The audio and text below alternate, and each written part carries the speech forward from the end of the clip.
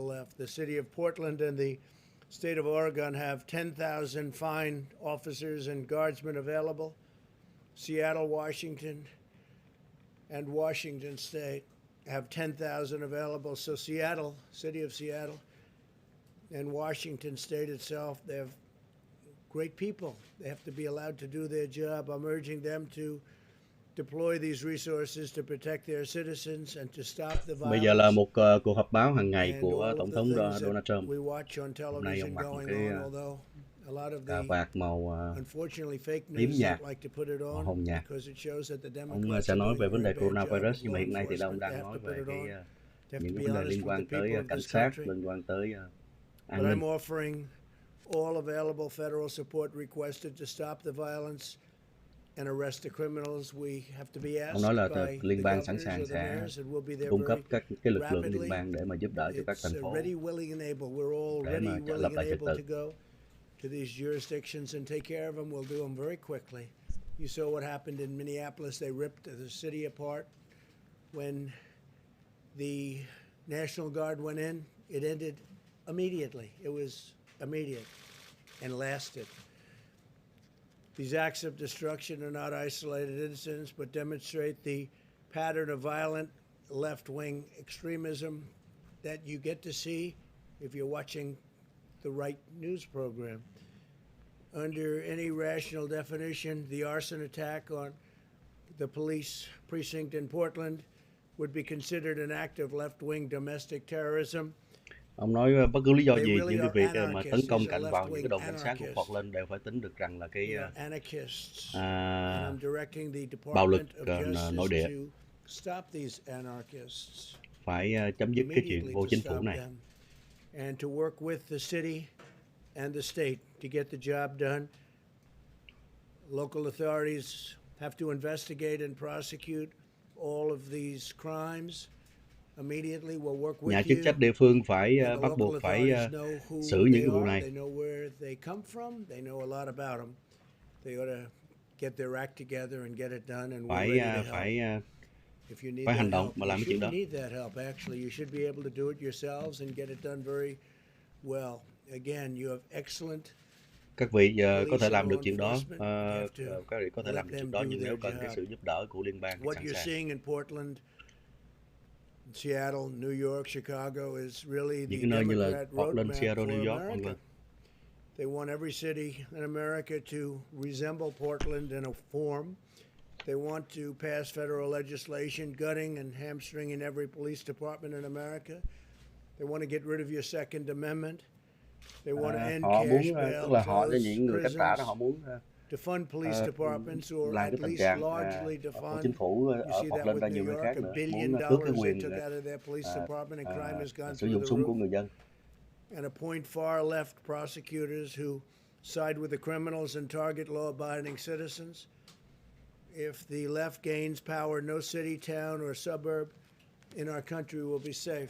Nếu mà phía cánh tả họ thắng thì tất cả những cái nơi ở trong đất nước chúng ta không còn an toàn nữa. Today I met with the leaders of Operation Warp Speed, our historic undertaking to produce a safe and effective vaccine in record time.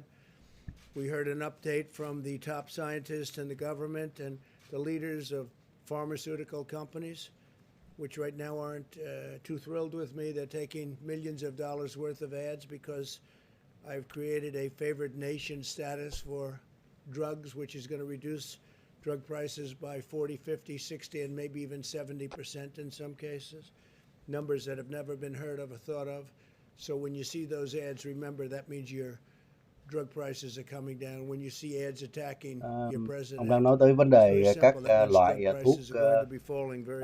thuốc uống sẽ được giảm giá, giảm giá với những chính sách mới của ông.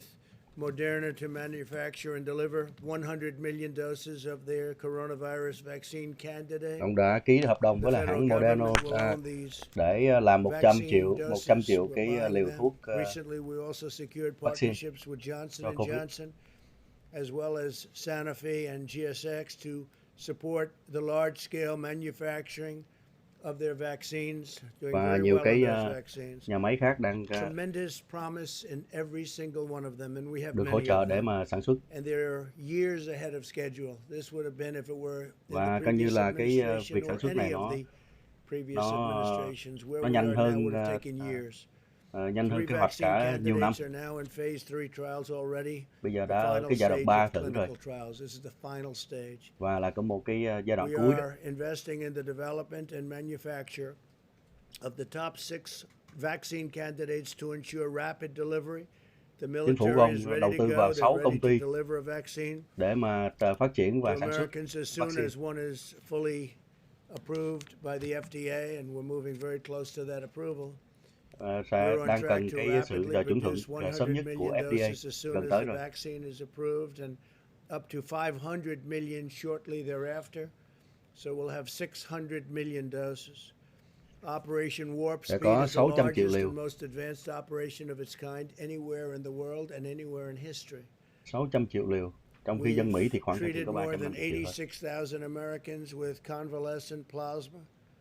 A recent Mayo Clinic study found that this treatment may produce results which are incredible. We look to Cái a phương thức chữa reduction bệnh bằng sử dụng cái in reduced mortality rate plasma của người đã bệnh đó, by cho thấy là có hiệu 50% quả. and possibly even more than 50%. I urge Americans who have recovered from the virus to go to coronavirus.gov and sign up and donate. Ông kêu gọi những người nào mà đã khỏi bệnh coronavirus bị nhiễm và bị khỏi đó, hãy lên cái trang coronavirus.gov để mà hiến cái máu của họ để cho giúp người khác. Global pandemic, the United States economy is rebounding with strength like nobody thought possible. Kinh tế của Hoa Kỳ đang dội lên trở lại và không ai tưởng tượng có thể xảy ra được. Tomorrow, my opinion, we're very poised for a great third quarter and very poised for some great stock market numbers and 401k numbers and everything else. Today, the Dow Jones cổ phiếu cũng như là passed quỹ hưu bổng 28,000 points 401 for the first time, more than a được tăng trưởng. 50% surge since just March. So we've increased by 50% more than since just March. It has gained approximately 9,500 points that same period, March, and has recovered nearly all of its value since the virus struck our nation. Think of that. America's economy is incredible, and its economic recovery is outpacing our peer nations. Last quarter, the European Union's GDP decline was nearly 40% worse than the United States. So it's 40% worse than the United States. We've built such a strong base. GDP của châu Âu đã giảm 40% tệ hơn của Hoa Kỳ. France's GDP decline was nearly 80% worse than ours, and Spain Pháp thì tệ hơn 80%. Nationwide, we continue to see improvements in our fight against the pandemic, very substantial. Trên toàn quốc thì chúng ta thấy cái sự chống lại đại dịch càng ngày càng được counties in the United States report declining cases. Tiến triển tốt. 87% of the counties in the United States they reported declining cases. 80% các thành phố trên toàn quốc Hoa Kỳ đang có cái tiến triển giảm xuống về vấn đề Covid. States that were primary hotspots such as Florida, Texas, and Arizona have reduced cases by nearly 25%. But all Americans must remain vigilant, practice good hygiene, socially distance, wear a mask. Ông đang nhắc tới cái vấn đề mà hãy giữ khoảng cách, rửa tay, đeo khẩu trang. Wear a mask and protect the elderly. Đeo khẩu trang để bảo vệ những người lớn tuổi. Since the end of July, the 7-day average for cases in the United States has fallen by nearly 20%, but the virus continues to increase. Từ tháng 7 thì cái mật độ nhiễm Covid mỗi tuần giảm 20%. Of new cases in 3 months. Not that I want to bring that up, but might as well explain it to the media. The 7-day case average for Germany has increased by 62% Trong khi đó, unfortunately. Phía Đức thì là tăng mỗi tuần là 62%. Increased 82% in France, 82% ở Pháp, 13% in Spain, and 30% in the United Kingdom. 30% tăng Those are ở big ở Anh. increases. Cases are also rapidly increasing in the Netherlands, Sweden, Belgium, Switzerland, Tất cả những thứ Slovakia, Phần Lan hay là Estonia, and Bỉ other này nọ đều European đang tăng. countries. And in our country, they're going down. Nhưng mà We trong will khi be đất nước chúng seeing ta that thì đang đi xuống. even more rapidly as time goes by, short time. Even though America has the largest at-risk population, including 1.5 million residents of nursing homes, about 5 times that of other European countries, Europe has experienced a nearly 40% higher excess mortality rate than the United States. We also have fewer deaths per capita, excluding the disastrous deaths from the New York tri-state area, which had a very, very hard time, and did better than our peer nations of Western Europe, thanks to our excellent and highly advanced medical care and skill. Xin cảm ơn đội ngũ bác sĩ They hết sức don't là tell you that. They don't giỏi. like to tell you that. The United States has now conducted more than 66 million tests, far Hoa more Kỳ than đã any có other 66 nation triệu in the world. cái xét nghiệm India, rồi, which has a nhiều hơn bất cứ nước nào khác. population of 1.5 billion people, has done 24 million. So we're at 66 Trong khi đó là million. nước thứ nhì là Ấn Độ là 1.5 tỷ người thì Think of it, làm có India's chừng at 24 24 triệu million, cái and xét nghiệm India thôi. is second. The entire region of Latin America, comprising 33 countries, has conducted 25 million tests. Yet Trong khi Latin đó toàn America bộ has more confirmed cases by các far nước than Nam the Mỹ cộng lại United thì làm chỉ States. có 25 triệu xét nghiệm As we thôi. safely restore our great economy and reopen our schools, and hopefully we can watch colleges play football. Chúng ta We sẽ want to mở get cửa trường football học in trở lại và hy vọng colleges. sẽ được These are xem young, strong những đội people. bóng They won't have a big problem đội bóng bầu with dục đấu the trở China lại. virus. So we want to see college football start. Đội bóng bầu dục của trường đại học. Hopefully a lot of great people. Hy vọng là sẽ nhìn thấy rất là nhiều những người tuyệt vời. Playing football and they'll be able to fight it off, and hopefully it won't Họ bother them. có khả năng chơi bóng chày thì họ bóng bầu dục thì họ có khả năng We know we'll see more cases at some point, and we will eventually develop sufficient immunity in addition to everything else that we're doing. So college football, get out there and play football. People want to see it and stand for your American hỡi flag. những người chơi bóng bầu dục football hãy ra mà chơi đi, mọi người đang trông đợi để xem. That doesn't happen. You look at the NBA and what's happening with the NBA and their poor ratings. I don't know. Can't imagine why, but they didn't stand. They didn't show respect to our flag. They didn't show respect to Liên đoàn bóng rổ đã không có sự tôn trọng đối với lại cái lá cờ, quỳ xuống không có đứng chào đó, cho nên là có lẽ như vậy là cái độ xem của người ta giảm xuống rất nhiều. And they struggled back, and now all of a sudden they're putting themselves in the same position. So stand for your flag and stand for the national. Hãy đứng để mà chào lá cờ và chào cái lá quốc kỳ. Cái Liên đoàn bóng rổ đã làm được mà bây giờ đã không làm nữa.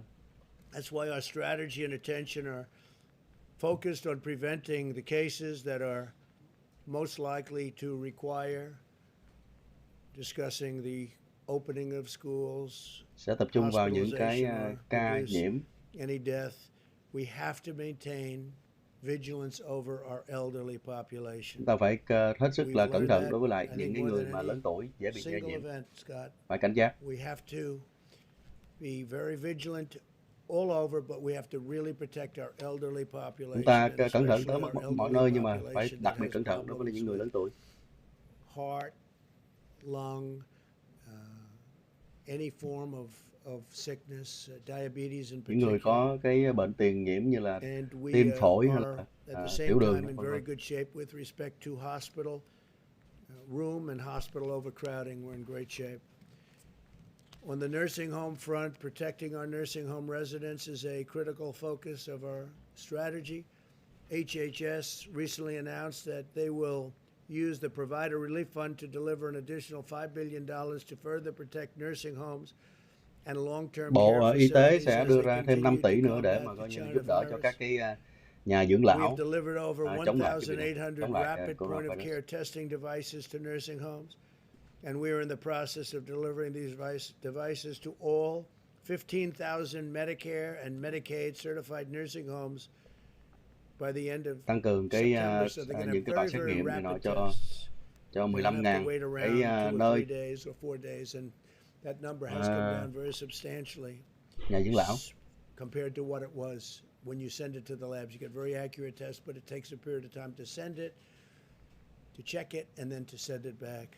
But we are now at a position where we're sending very, very rapid tests, 5 minutes to 15 minutes. Bây giờ đây chúng ta We có khả năng will là care for gửi ra America's những bộ xét seniors nghiệm as từ we 5 tới 15 develop the phút chứ không còn đợi vaccine, lâu, qua ngày and gửi tới gửi lui. therapeutics are coming along very, very well. We think we have some great answers on therapeutics, and you'll be hearing about them in the very near future. I'm Chúng very ta đã much có những into cách the chữa world of trị. therapeutics, where you go into the hospital and you give a shot, or you do what you have to do with it, perhaps transfusion. It's combinations of what you can do, and Nhiều people cái get phác đồ better. điều I trị like khác nhau that á. very much. I like that Chích thuốc very, very hoặc much, and that là could truyền dịch even này nọ. proceed in its successful in getting it. Cảm ơn That bạn Kim will, I Travel think, Fruit probably in even USA. precede vaccines. Cảm But ơn bạn nhé. therapeutically, we're doing very, very well. A lot of people are going to be very happy when they see some of the numbers that I'm seeing and some of the results. So tremendous things are happening on the vaccine front and the therapeutic front. And our country should be very proud of itself. We're going to get it delivered very rapidly as soon as it comes out. Okay, questions, please? Bây giờ đặt câu hỏi đi. Thank you, Mr. President.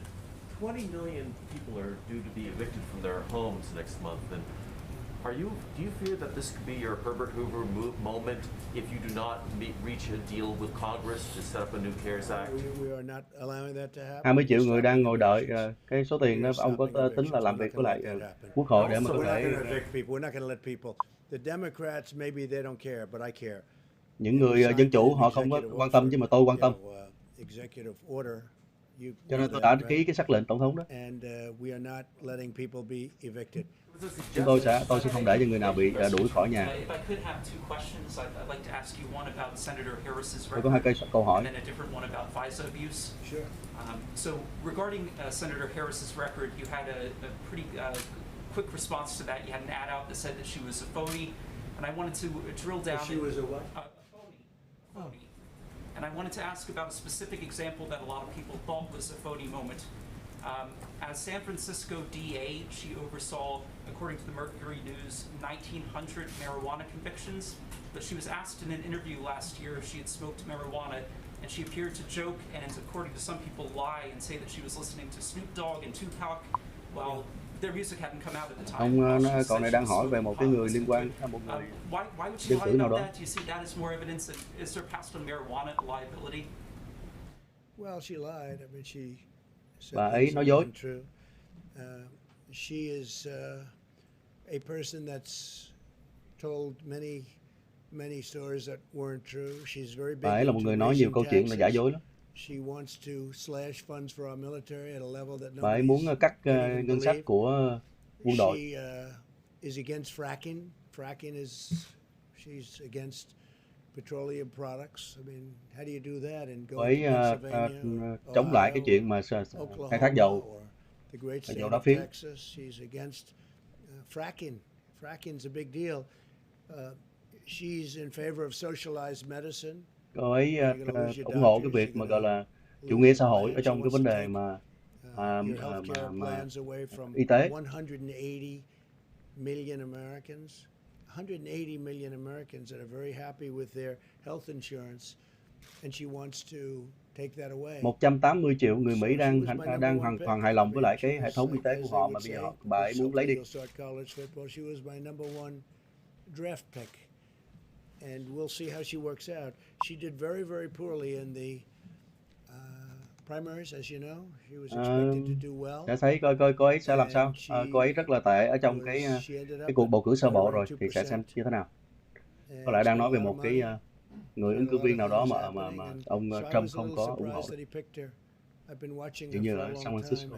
I was a little surprised. She was extraordinarily nasty to Kavanaugh, Judge Kavanaugh then, now Justice Cô ấy Kavanaugh. hết sức là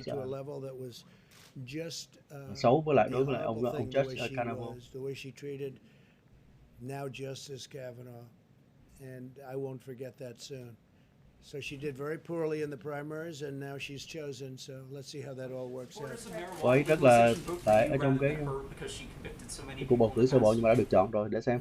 I can't tell you what she's voting for. I don't think she knows what. I think Joe knows even less than she does.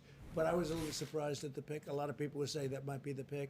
I was more surprised than anything else because she did so poorly. Many people did much better than her in the primaries. Tôi hơi lạ là rất là nhiều người làm tốt hơn cô ấy ở trong cái bầu cử sơ bộ mà lại cô ấy là người cuối cùng được chọn. President Trump. Yes, about FISA abuse. So now it's widely accepted among Republicans there was FISA abuse. Tremendous FISA abuse. The Justice Department IG has found that with the Carter Page warrant application. But we were actually warned in 2013 that the surveillance court was allegedly a rubber stamp. It was approving surveillance. And I was wondering, I don't think as president you've commented on Edward Snowden, but do you think he should be allowed to return without going to prison? So as far as FISA abuse is concerned, there was tremendous FISA abuse. It's amazing that it's taken this long, and everyone knows that it's been proven very substantially. Not only FISA abuse, changing documents and putting documents in front of the FISA court and courts that are disgraceful that they could have done it. And the fact is, we caught Joe Biden, President Obama, the whole group. You can look at Brennan and Comey and Clapper, the whole group. We caught them spying on our campaign. Chúng ta đã bắt gặp quả tang rõ ràng là ông Joe Biden, ông Obama đã gọi là nhúng mũi vào cái cuộc tranh cử của tôi trước đây. And Obama and Biden got caught Tình báo spying on my Obama và Biden đã bị bắt using intelligence quả tang. agencies of the United States government to do it, both before and after the election. So before the election, then after I won, they continued. Họ làm như vậy trước, ngay cả trước và sau khi tôi thắng cử năm 2016. Kamala is concerned, she's a big tax raiser. She's a big slasher of funds for our military, and she's got a lot of difficult things that she's going to have to explain. Plus, she was very, very nasty to. One of the reasons that surprised me, she was probably nastier than even Pocahontas to Joe Biden. She was very disrespectful to Joe Biden, and it's hard to pick somebody that's that disrespectful when she said. Ông đang nói về cái khả năng của một người ứng cử viên phó tổng thống mà có thể ông Joe Biden sẽ nhận lãnh. Ông nó cũng ngạc nhiên là bà ấy trước đây rất là xấu xa với lại ông Joe Biden. Yesterday, Seattle City Council voted to cut funding for their nãy giờ họ nói về liên quan tới cái người nữ ứng cử viên phó tổng thống của ông Joe Biden. The first black woman to serve in that capacity, she resigned hours later. What does this say about our country? What does this say about OAN này là một cái cơ quan truyền thông của gọi là thuộc về nghiêng về cánh hữu cô đó. Despite of all that they've been through with the embarrassment of having a radical left group, Antifa and others take over a big portion of the city of Seattle. We're talking about a big city, a major city. That they allowed that to happen is incredible. That it took so long to fix is incredible. The only reason they went is because they ngạc nhiên knew là we were going thành in phố the Seattle following là thành day. phố lớn như vậy mà họ để And cái so chuyện they mà xảy ra preceded us. They didn't mãi want họ that mới to giải happen. quyết They được cái didn't chuyện want to mà be embarrassed. bạo And people động just như thành gave phố. up. They were Thành phố. exhausted from having taken over a city for so long. Để cho cái bọn kia nó The police chiếm commissioner giữ thành seems phố like quá a lâu. very good woman.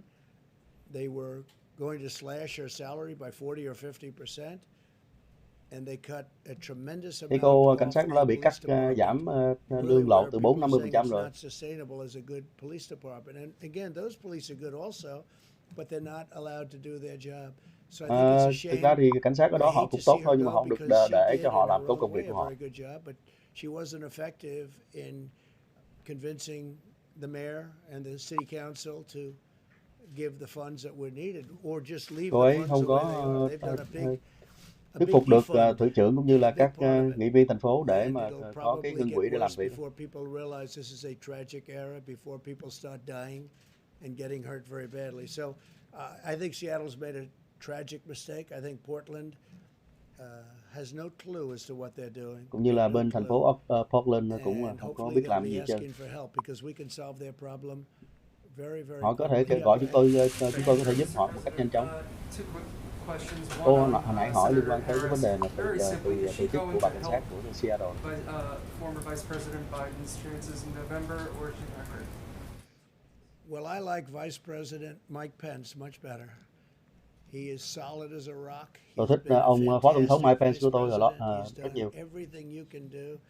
He's respected by every religious group. Ông ấy được Whether it's kính trọng bởi nhiều evangelical, cái whether nhóm it's tôn any giáo other khác nhau. group, they respect Mike Pence. Họ kính trọng ông He's Pence. been a great vice president, Ông là một and người Phó Tổng thống I rất will tốt. take him over Kamala and the horrible way she again treated Justice Kavanaugh. That was a horrible event. I thought it was terrible for her. I thought it was terrible for our nation. I thought she was the meanest, the most horrible, most disrespectful of anybody in the U.S. Senate.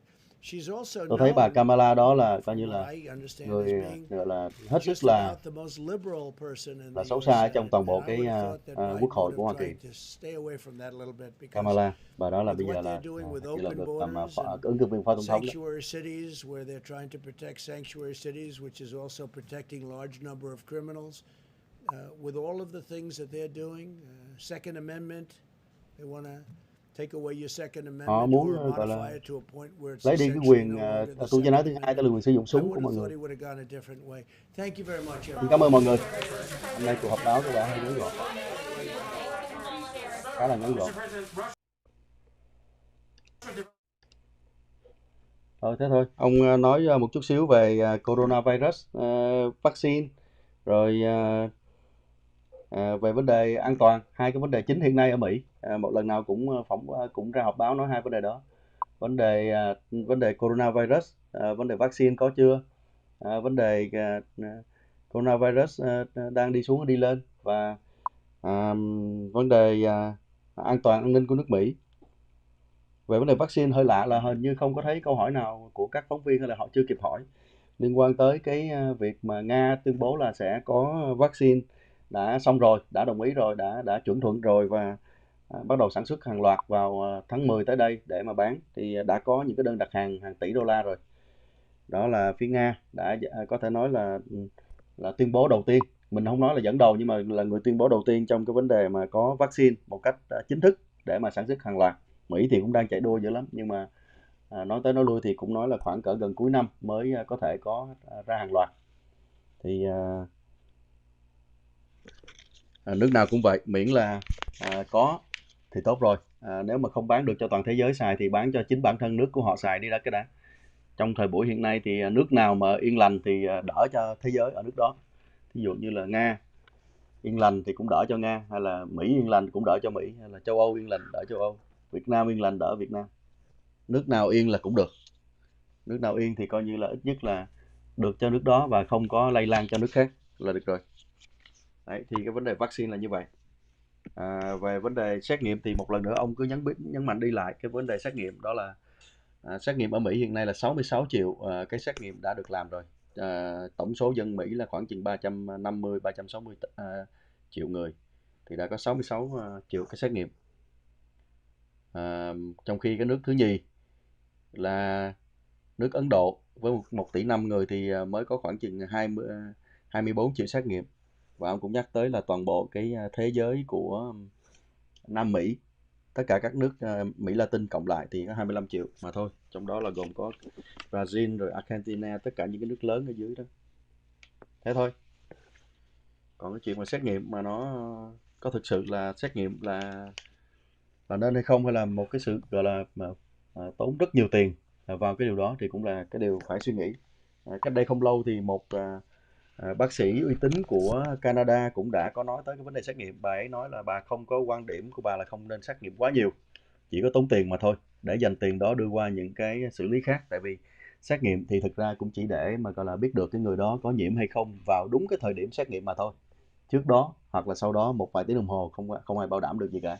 Cho nên là tốt nhất là xét nghiệm một cách có chọn lọc, có điều kiện, và để dành cái số tiền khủng khiếp đó cho những cái vấn đề khác. Thí dụ như Mỹ ở đây nói là 66 triệu xét nghiệm rồi, thì tính trung bình ra là 300 đô la mỗi xét nghiệm, thì chúng ta nhân lên là biết con số đã chi trả bao nhiêu cho cái vấn đề xét nghiệm cho tới nay rồi. Xin chào mọi người và xin hẹn gặp lại lần tới.